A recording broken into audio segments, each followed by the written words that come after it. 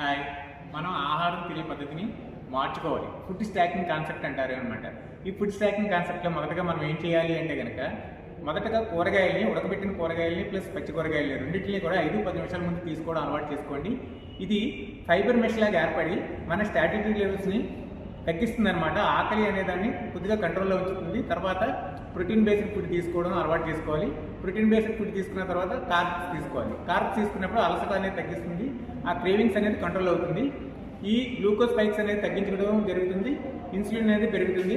GLP hormone release అవుతుంది. ఈ GLP hormone release అవడం వల్ల ఏమవుతుంది అంటే బ్రెయిన్కి సిగ్నల్ అందుతుంది. ఈ బ్రెయిన్కి సిగ్నల్ అందడం వలన మనకి చాలు, ఈ సంతృప్తిగా నిండింది అనేది ఒక సిగ్నల్ రూపంలో అందుతుంది.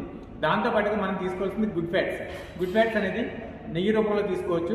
అది 30% గుడ్ ఫ్యాట్స్ ఉండేలా చూసుకోవాలి ఫుడ్లో. దాంతోపాటుగా వాటర్ అనేది ఒక హాఫ్ అన్ అవర్ ముందే, ఫుడ్ ప్రారంభించడానికి హాఫ్ అన్ అవర్ ముందు వాటర్ తాగాలి. ఫుడ్ తినడం తర్వాత కూడా ఒక హాఫ్ అన్ అవర్ తర్వాత మాత్రమే మనం వాటర్ తాగాలి.